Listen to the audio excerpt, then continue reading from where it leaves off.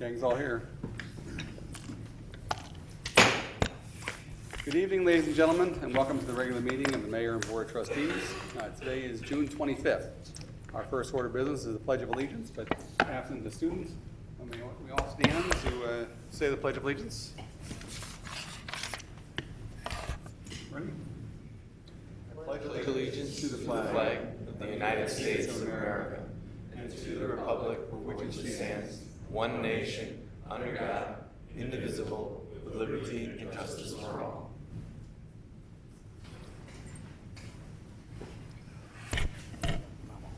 Karen, may I have roll call, please? Trustee Francis. Here. Trustee Model. Here. Trustee Pavesa. Here. Trustee Motal. Here. Trustee Snyder. Here. Trustee Skiappa. Here. Mayor Straub. Here. Are there any residents that would like to address the board at this time? Okay, seeing no one, we'll go on the consent agenda. Consent agenda, all items listed with an asterisk are considered to be routine by the village board and will be enacted by one motion. There will be no separate discussion of these items unless a board member or citizen so requests, in which event the item will be removed. Under minutes, we have 5A, receive and file draft local school committee meeting of June 14th, 2018. B, receive and file draft plan commission meeting of June 18th, 2018. And receive and file draft bicycle committee meeting of June 20th, 2018. Under ordinances, we have 6B, approval of an ordinance amending 3511-130 or 1315B of Chapter 35 for motor vehicles of the Burr Ridge Municipal Code. No parking on Royal Drive from 91st Street to a point 225 feet north, both sides of Royal Drive. Under 6C, we have approval of ordinance granting special use approval pursuant to the Burr Ridge zoning ordinance to permit an automobile service facility in a general industrial district, that's Z16 2018, located at 16 West 231 South Frontage Road. We have D, approval of our ordinance. Okay, D is removed. Who requested that? Mr. Toma.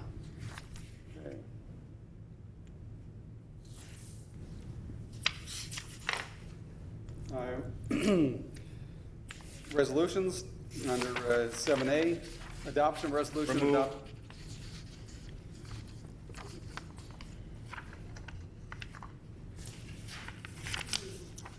So that was Zach. B, adoption of resolution adopting the 2018 DuPage County Natural Hazards Mitigation Plan as an official plan of the village. C, adoption of resolution approving agreement regulating motor vehicles in the village of Burr Ridge, Cook, and DuPage, Illinois, Caroline area, shopping area.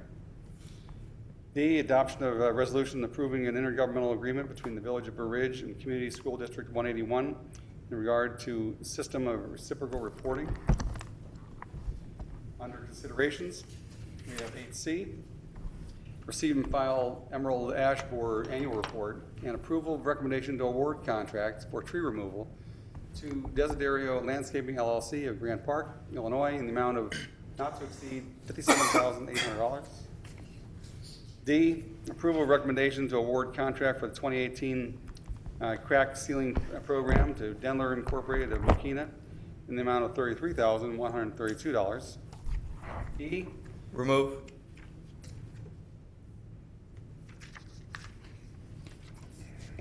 F, approval of recommendation to award contract for the purchase of replacement vehicle for Public Works Unit 39, dump truck with plow, to JX Truck Center of Bolingbrook in the amount of $199,273.31. F, approval of recommendation to award contract for the purchase of replacement vehicle for Public Works Unit 34, dump truck with plow to Curry Motors of Frankfort, Illinois, in the amount of $106,212. G, approval of a recommendation to purchase ammunitions. H, approval of Plan Commission recommendation to appoint Mike Stratus as Vice Chairperson of the Plan Commission for a one-year term expiring June 18th, 2019. I, Approval of vendor list in the amount of $631,522.62 for all funds, plus $198,585.42 for payroll, for a grand total of $830,108.04, which includes a special expenditure of $90,580 to dynamic heating and piping for the Village Hall chiller replacement, which is apparently working very, very well. A little humor there, because there was icicles hanging from the windows there for a while. Okay, may I have a motion to approve the following items on the consent agenda? 5A, B, and C, 6, B, and C, 7, B, C, and D, 8, C, D, F, G, H, and I. So moved. Second. Roll call, please. Trustee Scalpa. Yes. Trustee Snyder. Yes. Trustee Matal. Yes. Trustee Pavesa. Yes. Trustee Model. Yes. Trustee Francis. Yes. 6-0. Motion passes 6-0.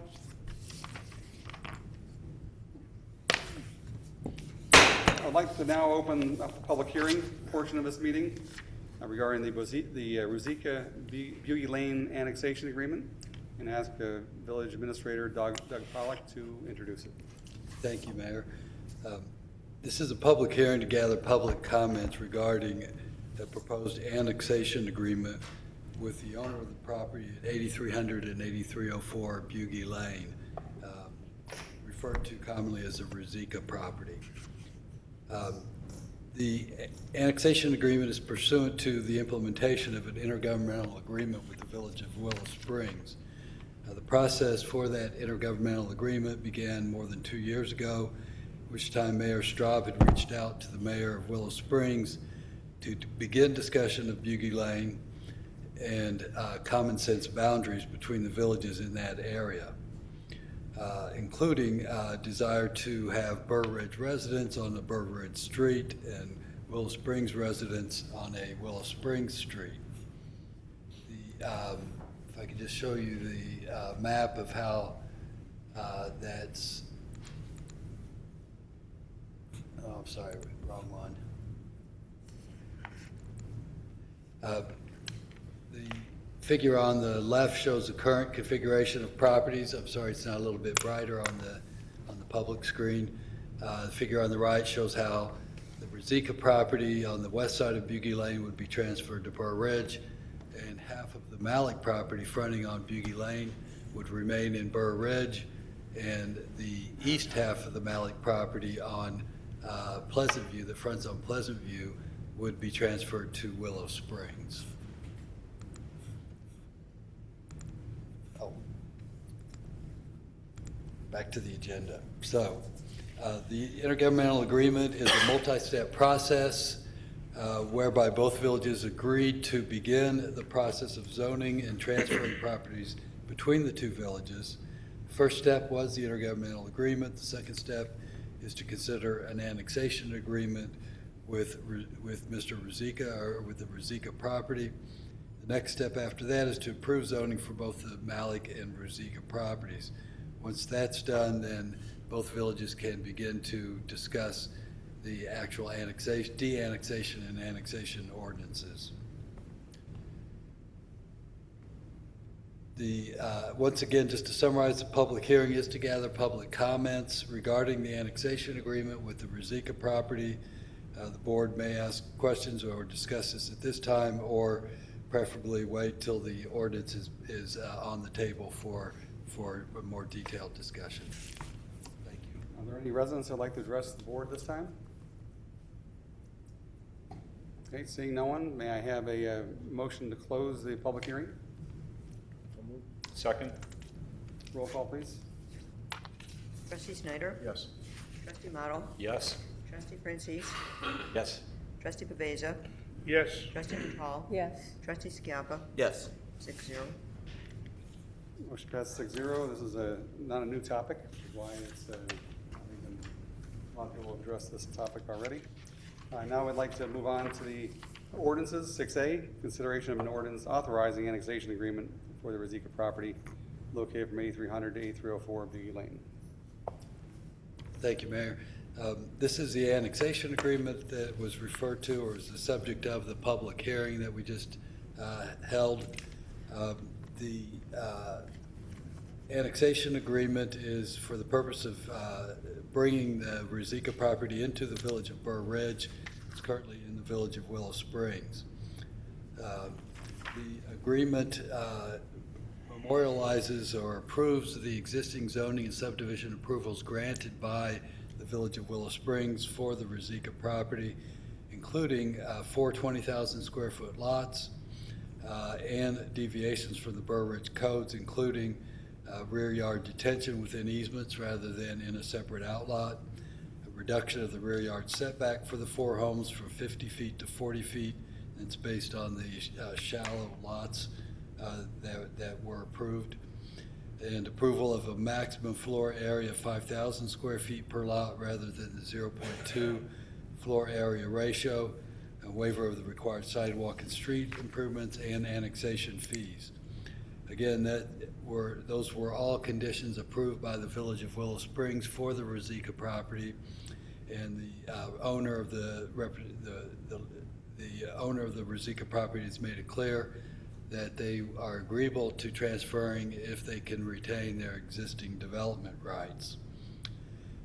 The agreement treats these approvals as legally non-conforming rather than granting variations. After consultation with the village attorney, we agreed that would provide the property with the same development rights as Burr Ridge, as they have in Willow Springs, but that it would avoid setting a precedent in that we're not granting variations, we're simply recognizing existing conditions on the property, which is their right to develop it with 4 lots with those variations that I just described.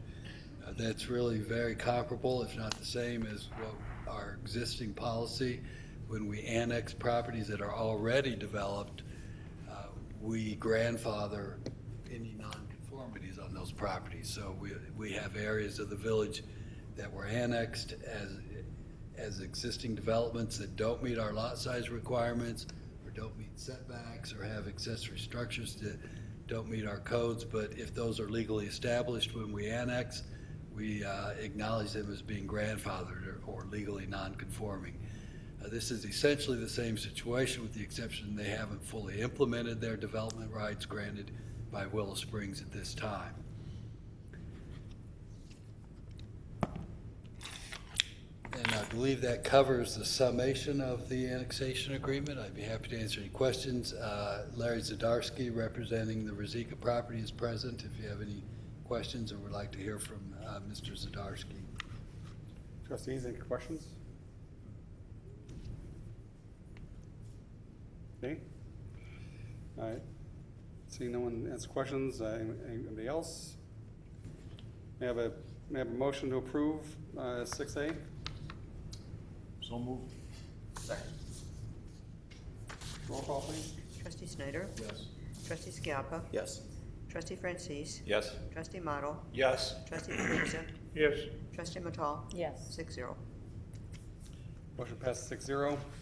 6D was approval of an ordinance granting a variation as per the Village of Burr Ridge sign ordinance for approval of 2 wall signs in a transitional district for the property located at 7600 County Line Road, otherwise known as the Shirley Ryan Ability Lab. We had Evan? Thank you, Mayor. As stated, this is 6D. It's a request for a sign variation from the Shirley Ryan Ability Lab. The request is for 2 wall signs on this property, one on each of the entrances. If you've been out to the property, you know there are 2 main doors, one on the north side, one on the south side. The primary purpose of these is really to identify to patients where they'll be entering if necessary. The first says day rehab, the second says outpatient rehab, just like that. These are approximately 4 square feet in area, about 8 feet from grade. That's the general consensus of the petition. No previous variations have been granted for this property.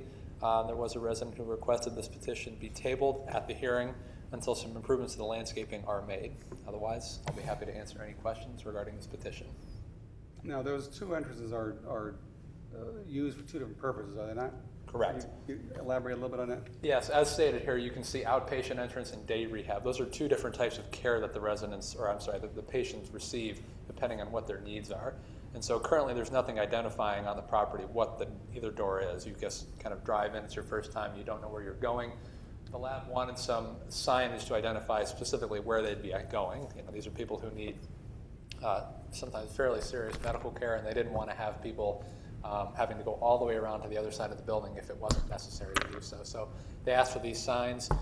They are intended to be directional in nature. However, they're much taller than what is required by our code to be classified as directional signs. Thus, they need to classify them as wall signs. Directional signs usually are much closer to the ground than these would be. But again, these are really to identify principally where different services are located within the building for the patients that need them. And just for the record, the north side entrance is a covered area, also large enough for vans or a medical transport of some sort. Correct. Yeah. So there really are a lot of people different people who service this building, the people who use it, and I think these were just brought forward to make it a little clearer how to use the site, where things are located, et cetera. Any other questions of Evan before we had a resident that asked this to be removed? Would the resident like to address the board at all?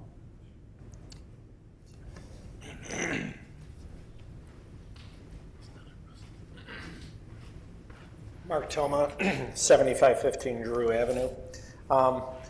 During the original proposal of this project, I brought up some drainage issues that were of concern. And after meeting with the village staff and the engineers involved with the project, we came to an agreement that they were going to do certain things in order to relieve the flooding issues that we had. One of them was to install grass and no trees along the drainage ditch, to keep any debris out of that ditch, which might cause a problem. Meanwhile, as construction continued, on April 30th, I contacted our village engineer, Dave Pressig. The landscapers were actually installing mulch along the ditch. And they just started construction of that, and actually, as you can see by these pictures, they've completed the project. They've, with the mulch, along with plantings along the ditch. And what's most notable was I was blessed to have a nice rainfall, and you can see where the drain pipe, which is actually 2 feet lower than our property, is well exposed. So obviously it's draining very well. But because of all the debris here, you can see where the water is actually going underneath the fence into our property. And I was able to actually float some debris to see which way the water was flowing, and in fact it was flowing back into the resident's property. So I'll pass those pictures around, but meanwhile, I think that the approval of the sign variation for that property should be held or tabled until those problems are resolved. So that's your connection to the signs? Well, yeah. Your objection, and nothing. That was the construction of a building. They're asking for a variation on a building, so I think that's a reasonable request to ask. Okay. Well, thank you. Any questions of the? Thank you, Mark. Trustee Francis? I'd like to hear the village engineer's take on this situation, please. Okay.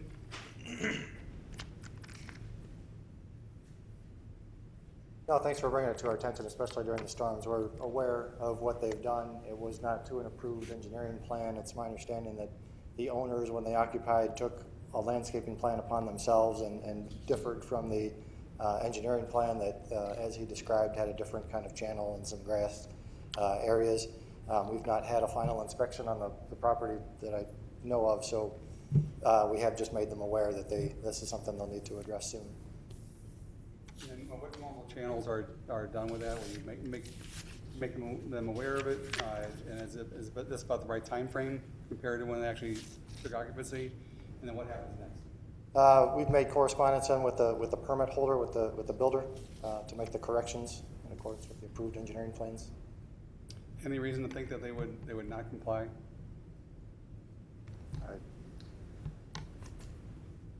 Excuse me, sorry, I'm fighting a cough. No, I don't think so. We still hold a significant amount of bond on the property, so if they were to not comply, the village has the right to take that bond and complete the work to the standard that was approved by the board. So even if for some reason the petitioner did not or choose to ignore the engineer's request to fix it, it would be our right to take that bond money and fix it on behalf of basically making sure that the landscaping plan is up to snuff in the end. So if we fix it or they fix it, it's going to get done to the standard it would approve either way. Any reason to think that we should deny the patients from having a door identified properly as to what door they should enter? The Plan Commission identified the issues as being separate. Okay. Thank you. Trustee Francis? When was the developer notified of this deficiency and deviation from the engineering plans? You know the exact time frame? Yeah, in two separate instances. One, as we met with right before the Stormwater Committee in May, we made correspondence with them then, and we followed up with them again just 2 weeks ago in June. And have we given them a deadline to rectify this? Haven't given them a deadline, except that they've not requested a final inspection. So there's the bond monies that still. Could we give them a deadline? Could we give them a deadline to complete this if it's affecting the neighbor's property? If that's reasonable. 2 weeks, 4 weeks? I think within 4 weeks, sure. Okay. Okay, thank you. Thank you. Okay, may I have a motion to approve 6D? So moved. Second. Roll call, please. Trustee Model? Yes. Trustee Matal? Yes. Trustee Snyder? Yes. Trustee Skiappa? Yes. Trustee Francis? Yes. Trustee Pavesa?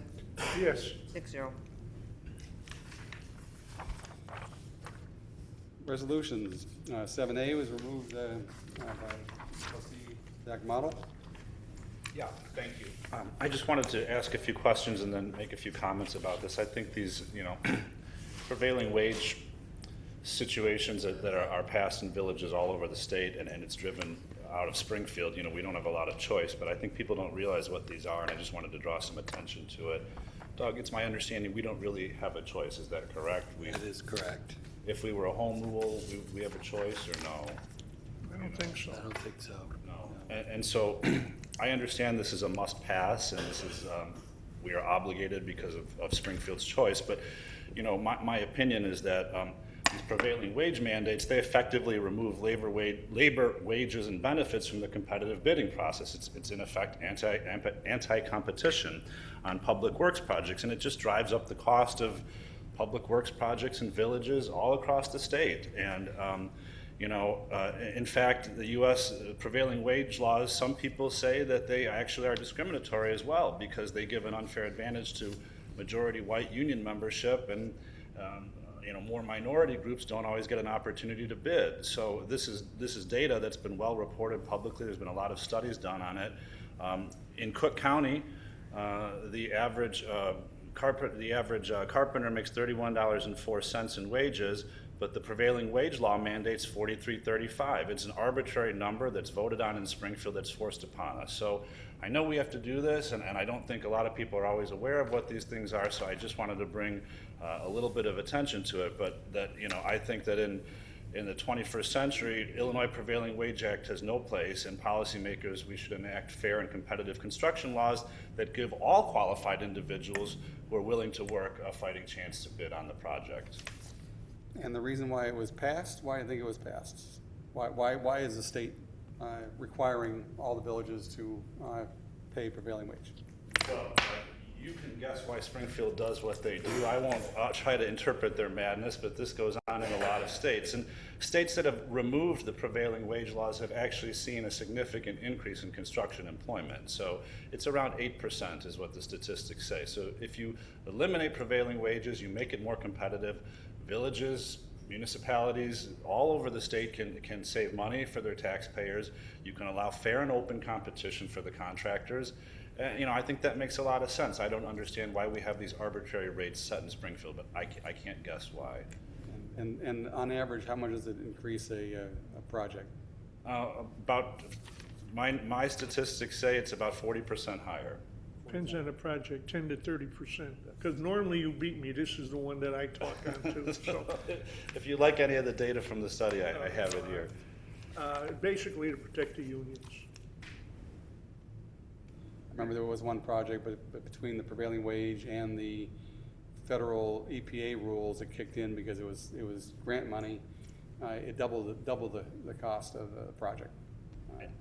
And I don't want to be seeming anti-union. That's not the case at all. I'm in favor of good work for a good job. I'm just in favor of fair competition. And I think there's a lot of qualified bidders who could bid on these projects if it wasn't prevailing wage. So. And our village administrator, just for further education for all of us, these are things that we're all learning about this. Does it apply to all expenditures from the village, or are there some that are not do not apply? Dave can correct me if I'm wrong, but I believe it only applies to new construction projects. Does not apply to maintenance. Maintenance. Such as our landscape maintenance contractor. Okay. Anything else on the board? Oh, the basic here is that when you go out to bid, and this is the other part of it that's sometimes hard to stomach, is that if we go out to bid, if we accept a union contractor's bid, no problems, then it's up to him to make sure he applies his wages to that. But if we accept the bid of a non-union contractor, it is really our responsibility to make sure that he is paying the prevailing wage. I mean, that's how much garbage comes out of Springfield, and the way they watch it and the way they try to enforce it. Somebody in the audience. Before we go. Well, I was just going to say, I believe we have the same reporting requirements for any project, any and all construction projects. The contractor has to provide a certified document of all wages paid, and that's compared to the prevailing wage to confirm that they are indeed paying, whether it's union or non-union. And anybody else on the board? We have a resident that would like to make a comment. Just have a quick question. How long has this prevailing rate been in effect coming out of Springfield? Many years. The question is, since you're not at the microphone, the question from the audience was, how long have these prevailing rates been in effect in Springfield? And the answer was many years. Because I go over this every time it goes on. 50, 40? From what I can see, this came out in the Great Depression. It started and it's continued since then. Since the Depression? Since the Great Depression, yes, that's when the Davis-Bacon Act was passed. 1930s. Okay, so, thank you. And it just keeps on going up. Okay. May I have a motion to approve the resolution 7A, adoption of resolution adopting prevailing wage rate for laborers, So workers, moved. and mechanics employed in the public works in the village of Blue Ridge, Cook, and DuPage counties, Illinois. So moved. Second. Motion in the second. Roll call, please. Trustee Pavesa? Yes. Trustee Francis? Yes. Trustee Model? Yes. Trustee Matal? Yes. Trustee Snyder? Yes. Trustee Scalpa? Yes. 6-0. Motion passes 6-0. Under considerations, we have 8A, consideration of Plan Commission recommendation to approve rezoning from R2B to R3 district for 111, 411 German Church Road, Green Park construction. Evan? Thank you, Mayor. This is 8A and B taken together. This relates to the Bugie Lane intergovernmental agreement you've been discussing over the past few months. This is one of the steps that was required. As you know, the German church property owned by Dr. Malik is currently zoned R2B, whereas the Rizika property at Bugie Lane is currently unzoned. So anything that comes into the village is by law zoned to the least dense district, which in our case would be R1. But since they had already received approval to do R3 or the R3 comparable in Willow Springs, they needed to be rezoned to the comparable district in Burbridge. Thus, their request to be rezoned upon annexation to the R3 district. So again, just to recap, both of these properties, Z12 and Z13, as considered by the Plan Commission, requested to be rezoned to the R3 district. Again, this is part of a land swap deal that you've been discussing, as I've mentioned. There was quite a bit of debate on this at the Plan Commission hearing. This was held, I believe, in May. Really, the main discussion that was on hand was really whether R3 residential zoning was desirable at an entrance to the village. As you can see on the map here, German Church Road coming west, this is one of our main entrances into the village, and as we're all aware, the village prides itself on larger lots. R3 is the most dense that we do offer in the village in terms of a standard zoning district. However, there was a lot of discussion about creating a cohesive neighborhood on the street. The street is currently owned by Willow Springs, but we do have Burbridge residents living on the street right now. So the Planning Commission ultimately decided that rezoning both properties R3, while maybe more dense than they would have preferred in a perfect world, was desirable to create that cohesive, orderly neighborhood that we would see should this all be approved on Bugie Lane. And so both of these petitions were approved for rezoning to the R3 residential district. With that, I'll be happy to answer any further questions about this particular, both these particular petitions, I should say. Trustees have any questions of trustees? Question of Chairman Trubeck.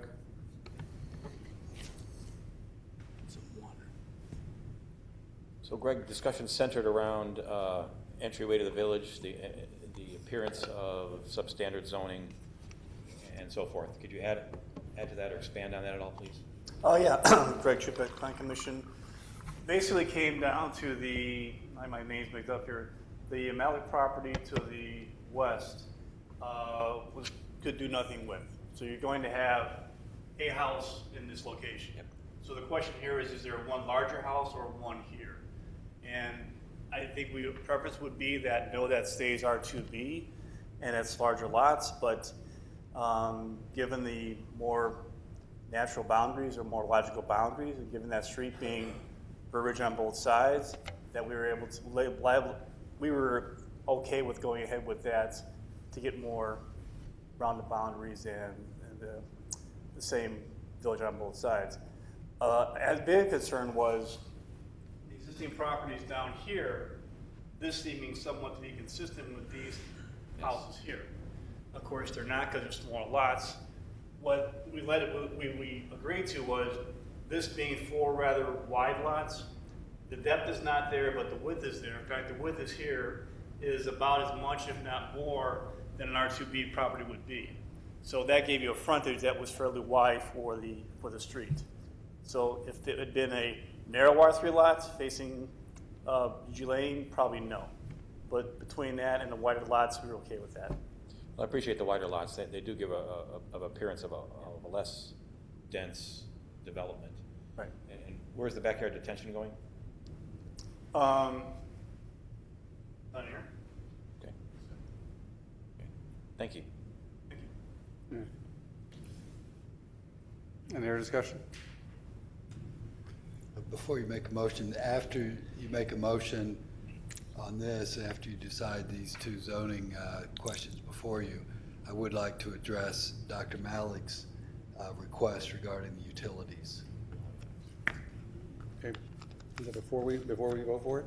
No, I think you can, the zoning is a separate issue, so you can complete that and then follow up, discuss the utilities. Any other questions? We have a motion to approve 8A and 8B. So moved. Second. Roll call, please. Discussion on the motion? Discussion on the motion. Thank you. I think the developers here is getting a lot from this village. 20,000 square foot lots, rear yard detention, floor area ratio of 0.25 instead of 0.20. And setbacks, and we're not calling them variations, I understand that. We're calling it existing legally non-conforming, but he's getting a lot. So if we're going to talk later on about utilities, I think we ought to stand firm to what we require of other developers. Thank you. And point of clarification, though, that there are two developers here, correct? Right. So there's the one on the west side of the street with Rosika, and on the east side is Green Park, correct? And Right. are there a lot of variances on the Green Park one, or is it mostly on the Rosika? No variations on the Green Park Dr. Malik property, right? And it's tough. That's one point of clarification, where it's a puzzle with a bunch of different pieces to it. So Always is. it goes up north like Idaho does, you know, which is a rather unique little piece of property. Well, and if I may, I would add too, I completely understand Trustee Francise's concerns about the variations, deviations that we're granting, but the reality of it is that it's going to be there no matter what we do. If we say no to this, it's going to be there. It's going to be that way. Because they stay in Willow Springs. They stay in Willow Springs, and I understand. so yeah, just want to make sure that that's clear. Like Idaho. But the cool thing is it's going to be common sense boundaries, and we have both villages are going to have completed streets, which makes the most sense. It's something that we've been talking about for years, and it's great. Congratulations, may I say that to Doug Pollock and the village administration, as well as Willow Springs, for them thinking outside the box and saying, you know, what's best for both villages, and that was it. Has Trustee this Model? ever been done before? I'm just curious. It's pretty novel, right? I would say so, yes. It's definitely, I've never been involved in a zoning development annexation deal this complex and with this many moving pieces. And, you know, Mayor Straub has provided leadership relative to reaching out to Willow Springs.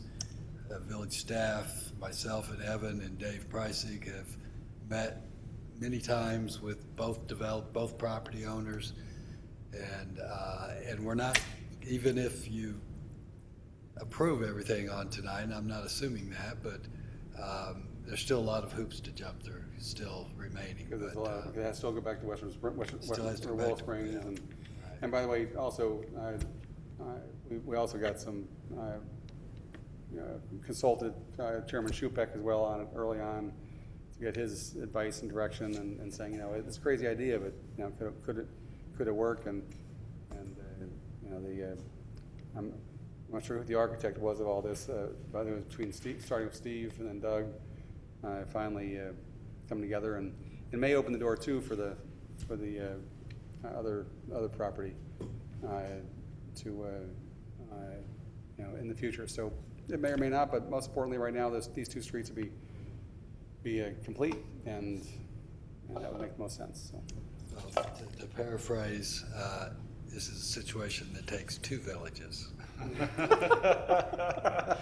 It seems so simple, but it's so complex. Kudos to those involved. But I'm bummed.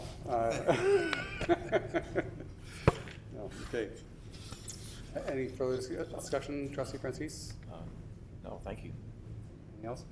May I have a roll call on we had a first and a second. We have, and you're confirm that. Roll call, please. This is on 8A and 8B. Trustee Snyder? Yes. Trustee Matal? Yes. Trustee Paveza? Yes. Trustee Model? Yes. Trustee Francis? Yes. Trustee Scalpa? Yes. 6-0.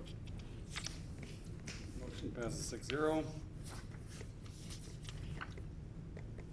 I'd like to follow up on. Okay. Yes, following up on that, we're just looking for direction at this time. There's no official action that can be taken by the board tonight relative to the final engineering plans and utility connections. But in your packet, you have a letter from Green Park Construction, who is the contractor representing Dr. Malik, the property owner of the property on the east side of Bugie Lane.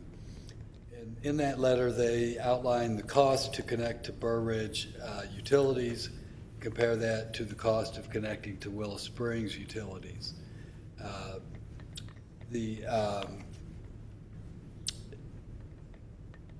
The property owner, in a nutshell, is asking for permission to utilize the West Suburban Water Commission water service and the Willow Springs sanitary sewer service.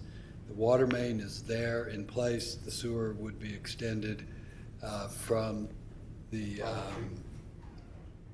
southeast corner of the Malik property across to Bugie Lane and north to provide sanitary sewer service to both properties. I've had discussions with the Village of Willow Springs about this. They're open to the concept of connecting or allowing Burr Ridge properties to be connected to Willow Springs utilities, water and sewer. Details still have to be worked out, but before we go any further, I wanted to, and Dr. Malik wanted to get a feedback from the board on whether or not you're open to that idea of connecting to Willow Springs water and sewer rather than Burr Ridge. The letter from Dr. Malik and Green Park Construction indicates that the primary reason for this request is the cost of extending the water and sewer. To connect to Burr Ridge water and sewer, the water main would have to be extended approximately 1,000 feet just to get to Bugie Lane and German Church Road. And then to loop the water main, you'd have to go down Bugie Lane and back up to provide a proper loop. And that would add another 1,200 feet to the extension of the water main. Similar with the sanitary sewer, you'd have to come about 1,000 feet to get to Bugie Lane. With the sanitary sewer, you don't need a loop, so it would only be an additional 600 feet to get to the end of Bugie Lane to service these the four Malik property lots. When village staff was presented with this option, our first concern was, well, how does this affect the rest of the area?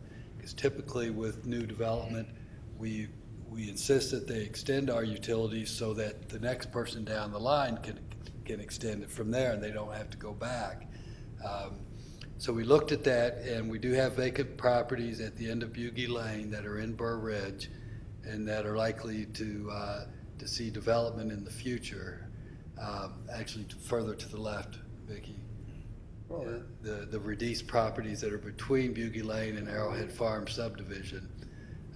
And those properties will likely propose development in the future and will need water and sewer. I had village engineer Dave Preissig look at that. We have water and sewer connections on the common property line with Arrowhead Farm, so all of that area can be served by the water and sewer that exists in Arrowhead Farm. So we're not concerned about future extensions of these services. What we are concerned about, what the village staff is very concerned about, is the condition of that street. And it is in poor condition, and we haven't rated it, but my guess is that if we annexed it as is, it would be rated as our worst street in the village. And so that would put us on the hook for something in the neighborhood of $100,000 in the next year or two to fix it. I presented that problem, that dilemma to Dr. Malik. He has agreed and committed to fully improve Bugie Lane if we allow him to connect to Willow Springs water and sewer. So he would include resurfacing, curb and gutter for not just the property in front of his, what's required by code is that he do half a street only for that portion in front of his property. He is committed to do both halves of the street in front of his property, plus both halves of the east-west leg of Bugie Lane that are off-site and beyond his property and not his obligation to address. On top of that, he has agreed that he would either build a sidewalk or make the proper donations for sidewalks as required by code. So- Is there any chance of, if the Radice property gets developed and it brings in water from Arrowhead Farms to switch them later? I mean, it's certainly physically possible. We looked at bringing it now from Arrowhead Farm, but that's the same distances. You'd still have to build a loop. Right, so right now, the water and sewer is right here at Steepleside. So you come here to get there, and it's the same point, really. You come across the same way, and then you got the Butte. So either way, it's the same cost, Gotcha. same extension. But we could, bring it from Arrowhead Farm, we could go south to connect to the dead end that's on Oak Knoll right now. So possible to change later. I'm hoping that would be the case, but I wasn't sure. And currently, the properties that are in Burr Ridge, you said that down here, whose water are they at? They're on West Suburban, Willow Springs Water, and they're on sanitary sewers. Okay. So what do you need from, Just some general direction or consensus on whether or not, when the final plat comes before you, if you, assuming that all terms, the details are worked out and agreeable, that you would be open to allowing the connection to Willow Springs.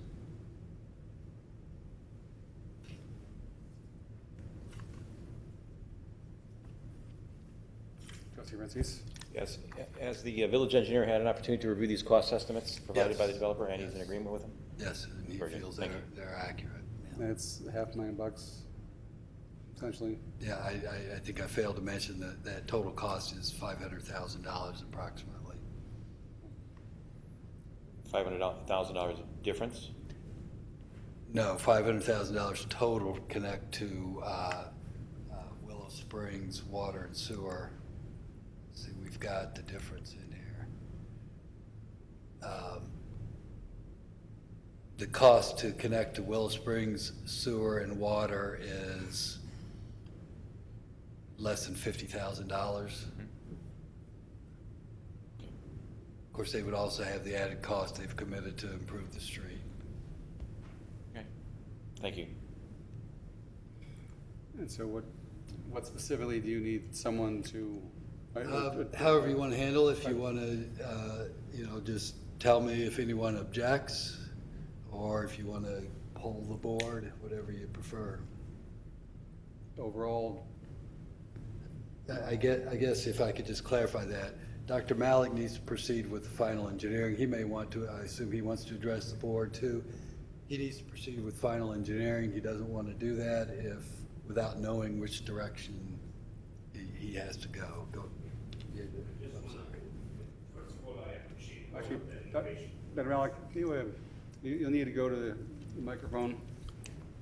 First of all, I appreciate very much all the innovation because this has been a dream for many years. We have had this property for more than 5 years, and we were not able to develop the property because of the difficulty and the sizes of the lots and all of that. This was not practical for us and not able to do it. So this solution, we were very happy to be part of it, and we're very proud to tell you that I have seen that red tape is completely gone, especially with the relationship between the two villages, which was not really possible a few years ago. So I really tip my hat to both villages, mayors, and the administration, because they have been really wonderful with the interest and the commitment that we have said we will develop these properties, because it has been, the properties has been for the Willow Spring neighbors, has been a very difficult thing, because as you know, there is no control of water, and every time it rains, the poor people on the east of us, because the property is higher, just get flooded. So we are hoping with the engineering and the correct code by the two villages that we will be able to control this flow of water and make sure that everybody is happy. And also at the same time, the fact that this property, if it stays all of it in Burr Ridge, we're facing on the other side the people from Willow Spring. And the way the zoning was, that they will face the back of the homes.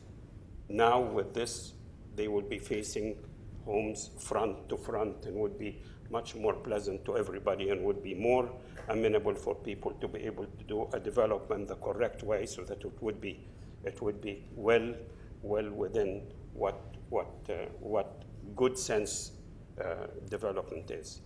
I would like to get, I don't know how, but as Doug said, we have been really very much hard pressed, because as you can see, if we use the Burr Ridge water, and if for some reason this direction gets reversed in the future, then it would cost us a lot of money. That's much more than the cost of the 4 lots that are in Burr Ridge, which is really not fair to us to be able to bear that cost. Again, we'll go back to the drawing board, and we're not able to develop the properties because of the high cost. So I don't know how to ask you for a commitment so that we can go ahead and start the development and start really connecting the utilities, because the first thing that we have to do now is to produce engineering drawings, and if you can give directions that more specific to the village, so that we will be now dealing with the village engineers to do the details of engineering, so that we can go ahead and do the proper connection of utilities. I would appreciate that tremendously. Thank you so much. Yeah, this is the last piece to a large, rather, very big puzzle. But general consensus? Yeah, I would direct staff to, let's move forward with letting Dr. Malik attach to Willow Springs Water and Sewer in return for making those improvements to Butte Lane. Everybody overall pretty positive about that? I'm fine with it. I just wanted to ask, is there any potential future liability for us or the property owners, or any downside to this? It seems to, again, make common sense. It's a little different. No, as far as, like I said, we still have to work out the details of the sewer and water, or the sewer in particular, and the water. I've talked to Brant Woods, the administrator in Willow Springs, and we've discussed some different ideas, all of which would be acceptable to me at least. And I'm confident that we can come to agreement on how that future maintenance of the sanitary sewer, and I'm very confident that we can work that out. We just need to decide what's the best route. Overall, pretty positive about it? I'd say move forward. Okay, thank you. Okay, the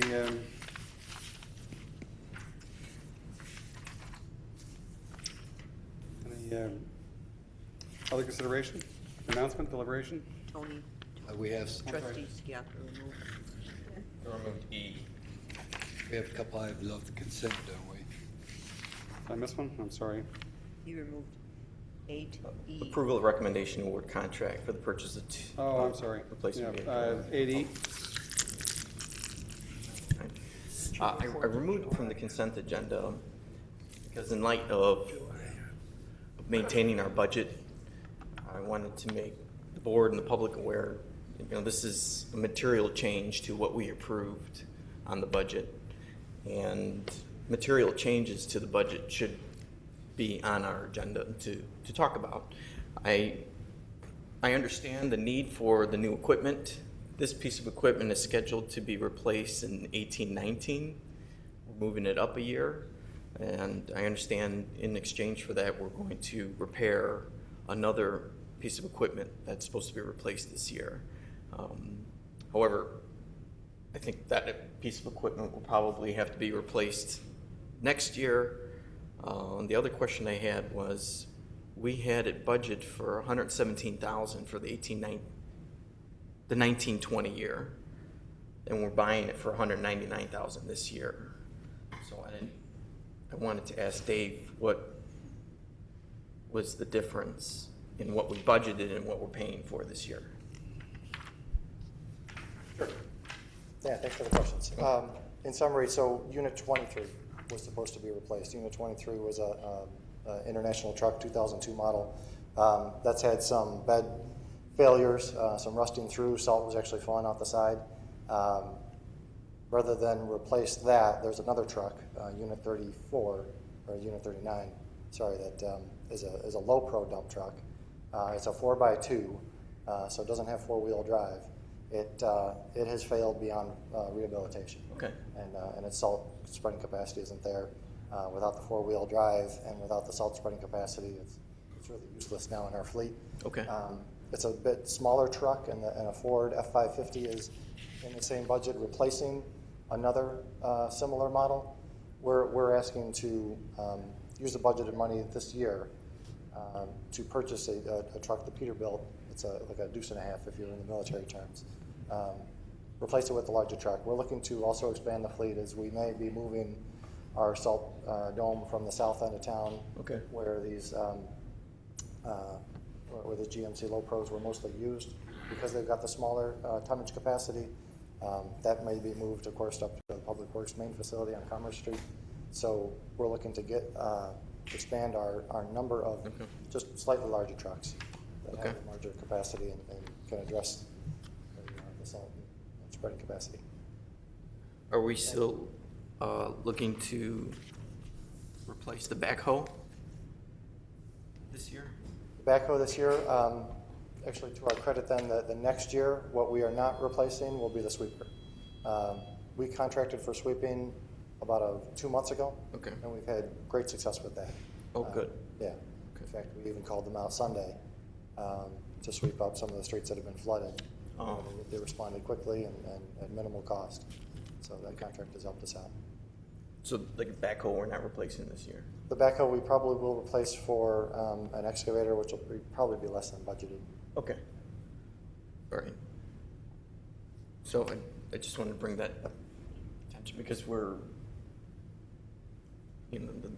with the budget, I want to make sure that we're keeping our eyes on these big capital purchases because this can sway us in the wrong direction if we're not watching. So those material changes to our budget should be on our agenda for us to talk about and know and be aware of.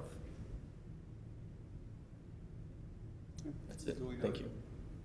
So I move to approve the recommendation to award contract for the purchase of replacement vehicle, Public Works Unit 39. Second? Second?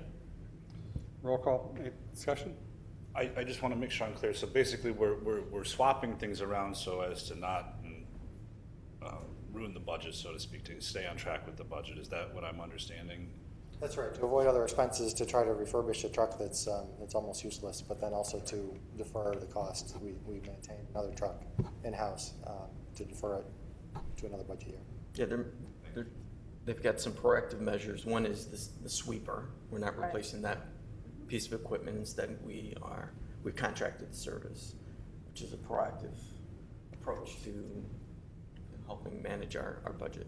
And I guess the vehicles age differently, and at the time of planning, it must have looked like it's going to be different, but, Exactly, kind of based on years and condition and mileage, we looked to replace one vehicle, but then as the budget was developed, but then the winter continued.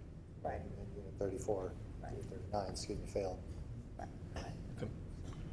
that makes sense, yeah. And I like the idea of expanding to a larger truck fleet. Yeah. It lasts longer. It's going, Less wear and tear. right. Well, and if you notice, if you look at the details on the price quotes with the stainless steel dump bodies, these dump bodies will last much longer. That's what's failing on these now, on both of these units. Okay. So it's a big improvement as far as longevity. Any other discussion on the motion? Roll call, please. Trustee Skiappa. Yes. Trustee Francis. Yes. Trustee Model. Yes? Trustee Pavesa. Yes. Trustee Matal. Yes. Trustee Snyder. Yes. 6-0. Okay, motion passes 6-0. Under other considerations for announcement, deliberation, or discussion? Walker. Anybody like to add something to that? We have the residents' comments. Are any residents like to address the board this time? Under reports and communications from village officials? Yes. Couple of things. Okay. Did you want to mention the? I just wanted to make a mention that July 4th, the Park District over there, Walter Park, puts on a real good fireworks display about 9:15, 9:30. It's July 3rd? July 3rd. I'm sorry, July 3rd. And it's at about 7400 South Wolf Road. They put on a real good fireworks display if you're interested in going. And also the Boy Scouts do a pancake breakfast on July 4th. It's becoming so popular these days. It's actually at the Pleasantdale Park District that it's becoming so popular these days, they almost don't have enough room. but it's a good thing to have, and great support for the Boy Scouts. So I want to mention two other things. The concerts are going great. I just want to remind the board and the public that Friday, July 6th, a week from this Friday, there is no concert. They take that holiday week off. Also, I wanted to mention for the board that it's looking very likely that we'll be able to cancel the July 9th meeting. There's no plan commission meeting next week, and I think nothing that's urgent that needs your attention on July 9th, but I will confirm that later this week and let you know. And the only thing I'd like to mention is that there was a big event in Burr Ridge this past weekend, past Thursday. The Bo Jackson had his Give Me a Chance Foundation fundraiser and event at County Line Square. And a lot of Burr Ridge residents were on hand. I received an award on behalf of the village for our support of it, and it was very much appreciated and recognized to professional athletes all over the country. But Bo Jackson does have sent his appreciation to the village for our support. So, one last thing. Any non-residents like to address the board this time? And may I have a motion to adjourn? So moved. Second. Roll call, please. Trustee Scalpa? Yes. Trustee Snyder? Yes. Trustee Matal? Yes. Trustee Baveza? Yes? Trustee Mato? Yes. Trustee Francis? Yes. 6-0. Meeting is officially adjourned. Thank you, ladies and gentlemen.